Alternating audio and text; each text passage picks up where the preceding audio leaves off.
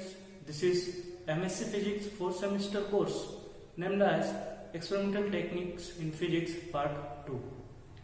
It has code as PHUT234. Today we are discussing its second module, Part A, X-ray diffraction. In that, first we see the production of X-rays, how X-rays are produced. First, we will discuss some history of X-rays. X-rays are invented in 1895 by German scientist named Röntgen. It was an accident to find the X-rays. At that time, the nature and its applications were not known, so the rays found are named as X-rays. X-rays have wavelength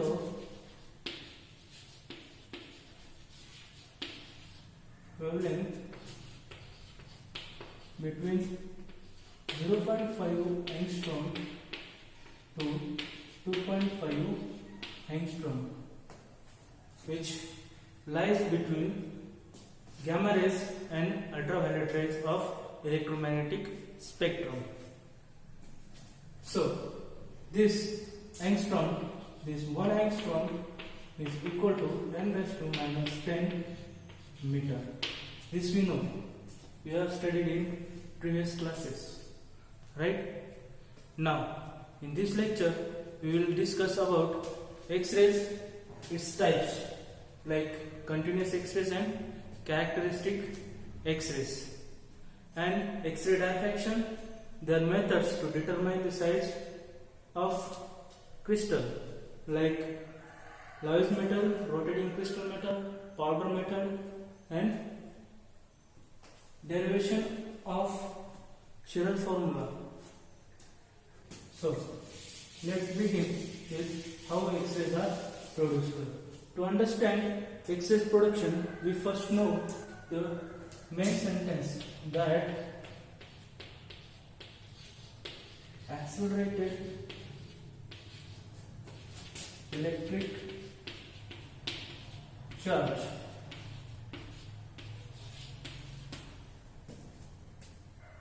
radiates energy. This is very important statement. What? The accelerated electric charge radiates energy. What does that mean? This acceleration might be positive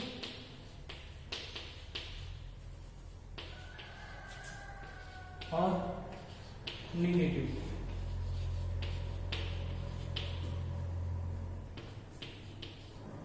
Positive acceleration and negative acceleration. If we increase acceleration, it's called as positive acceleration. If we decrease acceleration, it's called as negative acceleration or deceleration. In both the cases, that electric charge radiates energy. What does that mean? Radiation radiates energy. Radiates energy. In physics, we represent energy as E, and we know that E is equal to h nu, and this can be written as hc by lambda. This h is Planck's constant, c is speed of light, and lambda is wavelength. These two terms are constant, and the energy is whole depend on the wavelength. So, this can be written as 1240, rough calculation or approximate calculation to lambda, which is measured in nanometer. Right? So, if you know the wavelength, you can find its respective energy. Determined with its colors. In visible lights, we have green, red, yellow, blue. Each color has its own wavelength. If you know its wavelength, you can find its respective energy, right?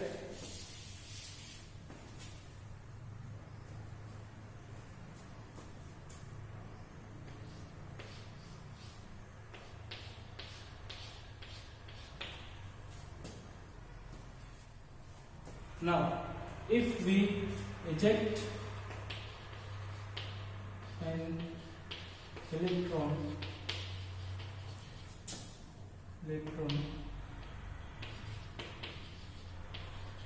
from a solid by thermionic emission,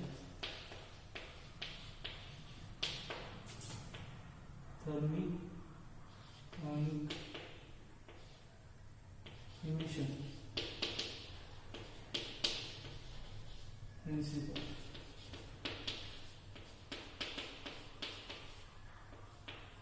But what is thermionic emission principle? This principle I explained it in my consequent video lecture. Right? If we eject an electron from a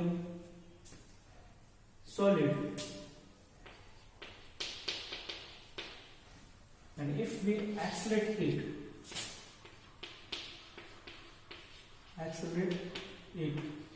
it emits, it radiates. That means it emits light. If we incident an electron, we consider here a classical model of atom. What is it? At the center, its nucleus, and the electrons are revolving around the nucleus. This is classical model of atom. Right? This is what? Nucleus, and this is first orbit, second orbit, third orbit. We name it as K, L and M orbits. If this electron is incident on this such atom, it interacts with the electron and the nucleus. Right? As we all know that electron is negatively charged. Electron is negatively charged, and nucleus is what? Positively charged. Right? If this electron is incident on the atom, this electron has some specific energy. This energy is interact with the different electrons at different orbits, and also with the nucleus. In these two interactions, we have two types of X-rays. First is called as continuous X-ray, and second is called as characteristics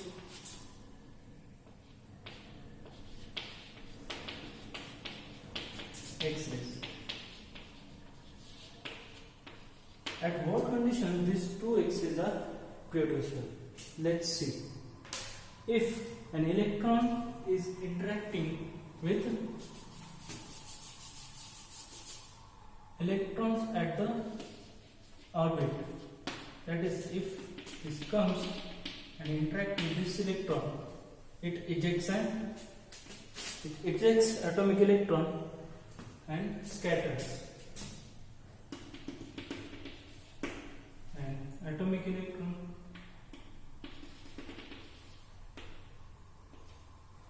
so remaining this place as empty, or making a hole.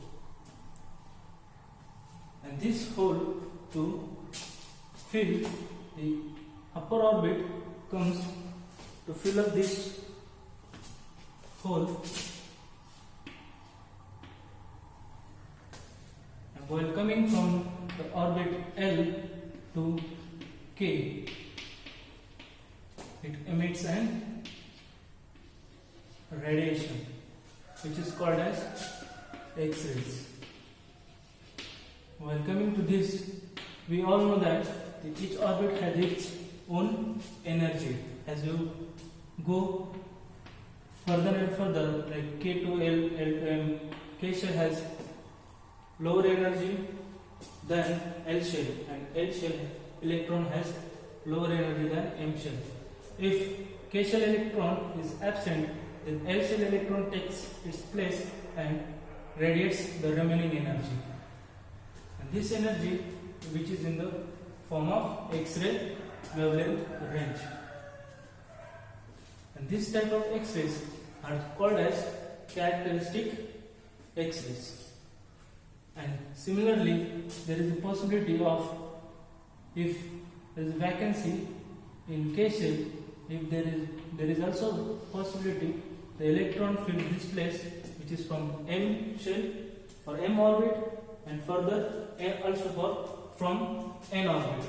So there is also an emission of X-rays. These X-rays are called as characteristic X-rays.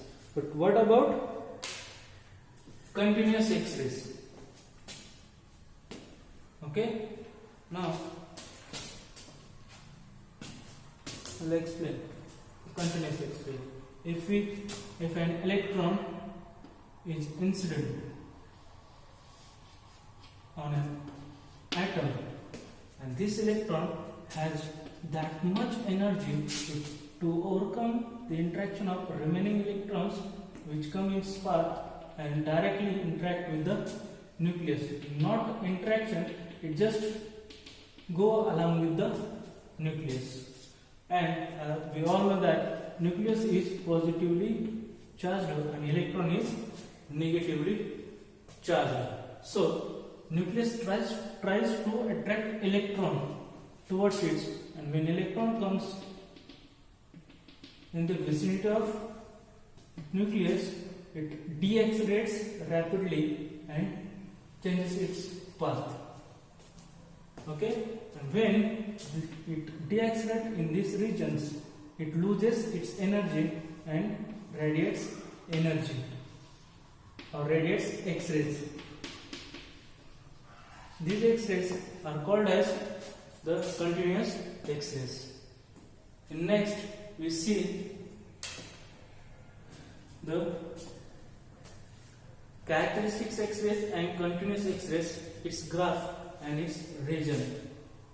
Let's see. This is the graphical structure of characteristic X-rays and continuous X-rays. You can see that the continuous X-rays over here and the characteristics X-rays, right? In characteristics X-rays, we also have some more information that if the electron is jumped from L shell to K shell to fill up the vacancy, the X-rays are produced in this transition are called as K alpha X-rays. What? K alpha X-rays. If the K vacancy is filled with M orbit electron, it is called as K beta X-rays. Similarly, if there is a vacancy in L orbit and the M orbit electron fills it, producing X-rays are known as L alpha X-rays. And if this vacancy is filled by N shell electron, it is known as, the X-rays produced are known as L beta X-rays. Okay, so each transition has its own X-ray pattern, right?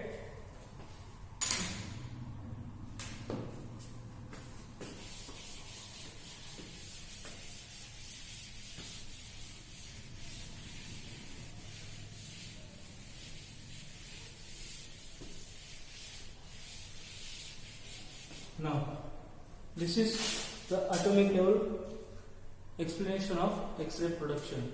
Now, in practical, how X-rays are produced, or how, like this. This is called as X-ray tube.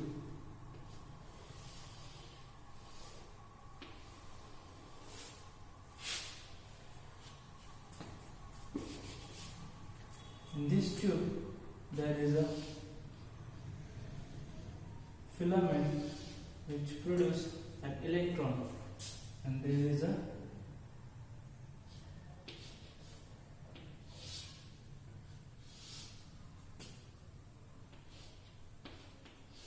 this tube is at a vacuum some level.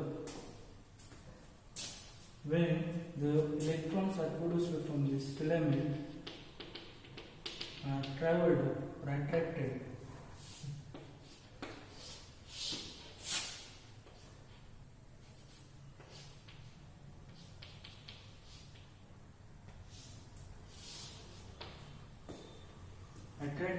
to this cathode, and this is anode, right? Attracted to this because this cathode or cathode terminal, this is we use copper material, and here this is negative supply, and electron attracts positive. So if electrons are ejected from this filament, they are attracted towards the cathode, right? This cathode has copper material. The electrons interact with this copper material, and copper material's atoms. There are atoms, and this atomic structure, the interaction is like this. So the X-rays are produced with this X-ray tube. Now, when the continuous interaction with electron occurs, there is a production of heat also. The X-rays are generated, and remaining 97% of energy is converted into heat. So to cool down this cathode terminal, we also have attached a cooling system. Cooling system to this cathode terminal, right? Now,